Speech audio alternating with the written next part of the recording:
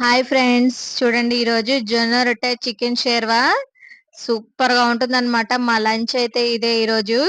So ఎలా తయారు చేసుకోవాలో ప్రాసెస్ ఏంటనేది మీకు చూపిస్తాను. జొన్న రొట్టె టెక్నిక్ చూపిస్తాను ఫ్రెండ్స్. మనం చపాతీ పీట లేకుండానే ఎలా చేసుకోవాలనేది.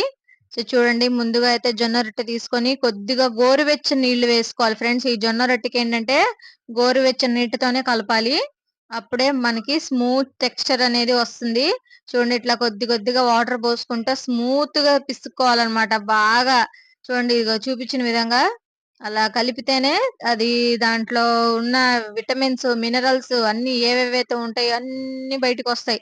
సో చూడండి, ఇట్లాగా బాగా మనం రబ్ చేసి చేసుకోవాలన్నమాట. మనం చపాతీ పిండిలాగా కాదండి, ఇలా అయితే బాగా స్మూత్ గా ఇలా చేసుకోవాలి.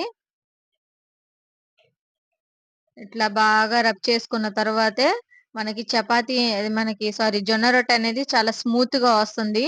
ఇలా చేత్తో మనం రౌండ్ బౌల్ లా చుట్టుకుందాము.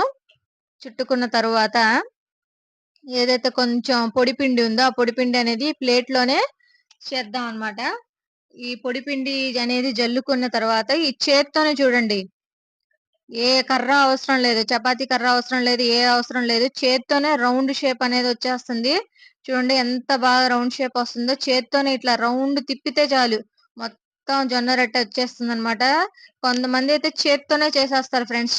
అరిచేత్తో పట్టుకునే చేసేస్తారు. వాళ్ళైతే సూపర్ టెక్నిక్ గా చేస్తారులేండి. ఇప్పుడైతే మనం ప్లేట్ లో చేసుకుందాము. సో రాని వాళ్ళు కూడా ఇలాగ మనం ఒక ప్లేట్ పెట్టుకొని దాంట్లో పొడి పిండి జల్లుకొని ఇలా చేసుకోవచ్చు అన్నమాట ఈజీగా. సో ఫైనల్ గా అయితే చూడండి, జొన్న రొట్టె అనేది మనం ఇట్లా తయారు చేసి పెట్టుకున్నాం. మనం ఈ జొన్న రొట్టె కాల్చే ముందు 2 నిమిషాల ముందే మనం ప్యాన్ ని వేడి చేసుకోవాలి ఫ్రెండ్స్. ప్యాన్ ని వేడి చేసుకుంటే ఏంటంటే చపాతీ అనేది బాగా కాలాలి కాబట్టి మనకి తొందరగా అవుతుందన్నమాట. సో ఇలాగనమాట మనం వేసేసుకొని కాల్చుకోవాలి. ఆ తర్వాత దీనిపైన నీళ్లు జల్లుకోవాలి. నీళ్లు జల్లుకుంటేనే ఆ డ్రైనెస్ అనేది లేకుండా లోపల కూడా అంత బాగా కుక్ అవుతుందన్నమాట. జొన్న పిండి కదా, అలా అన్నమాట. చూడండి, ఇట్లా చూపించిన విధంగా మొత్తం ఇలాగా నీళ్లతో మనం చేసుకోవాలి. చేసుకొని ఈ పైన నీళ్లు ఏదైతే ఆవిరైపోయి ఎండిపోయిద్దో అప్పుడే మనం వెనక్కి తిప్పుకోవాలన్నమాట. టర్న్ చేయాలి జొన్న రొట్టెని.